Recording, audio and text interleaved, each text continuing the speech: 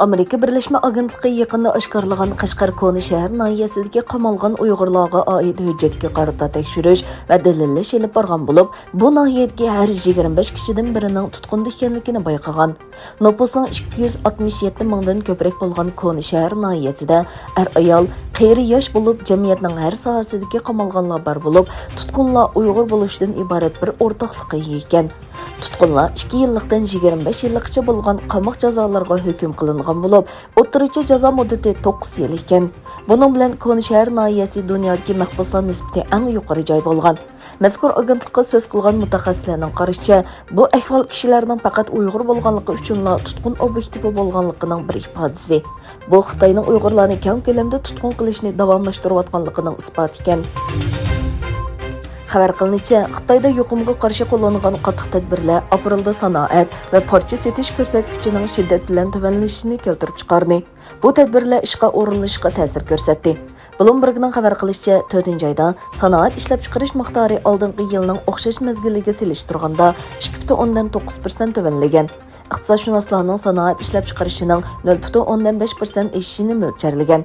O'xshash mezgildagi parcha setilish miqdori 11.1% tuvanlagan bo'lib, mutaxassislarning mo'ljali 6.6% bo'lgan.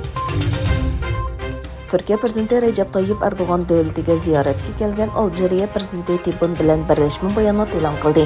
Erdoğan Afrika cho'ng quruqligining tinchligi va muqimligiga kafolatlik qilishda muhim rol o'ynaydigan Turkiya va Aljeriya bo'lish sifatimiz bilan biz mudofaa sanoati sohasidagi hamkorlikni kuchaytirishni qaror qildik. Savdo miqdoridagi yangi nishonimiz 10 milliard dollar dedi. Rossiya, Shvetsiya va Finlandiyaning Shimoliy Atlantik ahdi tashkilotiga kirish urinishini yana bir qatim qattiq tanqid qildi. Muavin tashqi ishlar ministri ikki davlatni eg'ir xatolik sodir qildi deb aybladi.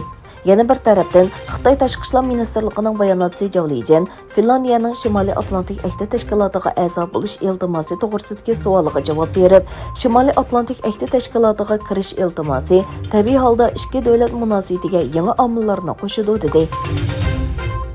Yaponiya bosh ministri Kishida Fumio Okinawa'dagi harbiy bazalarni yukni yeniklatish irodasida chang turayotganligini aytdi. Yaponiyaning g'arbiy janubidagi Okinawa orolining Yaponiyaning egilik huquqiga qaytib kelganligining 50 yilligida Okinawaga joylashgan Amerika harbiy bazasi davlatning kun tartibini egalladi. Birlashgan Davlatlar Tashkiloti kishilik huquq oliy komissari va vakillar o'miki Xitoy va Sharqi Turkistonni ziyorat qilishdan ilgari Sharqi Turkiston jazo lageri qurbonlari munbirining a'zolari Birlashgan Davlatlar Tashkilotining Anqara ishxonasiga kelib, ularning iltimosini 40 ming imzo bilan yetkazdi. Lager qurbonlari yaqinlari murojaatnomani topshirishdan burun axborot e'lon qildi. Mazkur munbarning bayonotchisi Mirzahmat Ilyasog'lu Michel Bacheletning Sharqi Turkiston ziyorati haqida to'xtalib, biz Birlashgan Davlatlar Tashkiloti kishilik huquq vakillar o'mikining Sharqi Turkistonga kontrolsiz va bevosita kirishi va haqiqatni oshkorlaydigan qaror chiqarishni talab qilamiz dedi.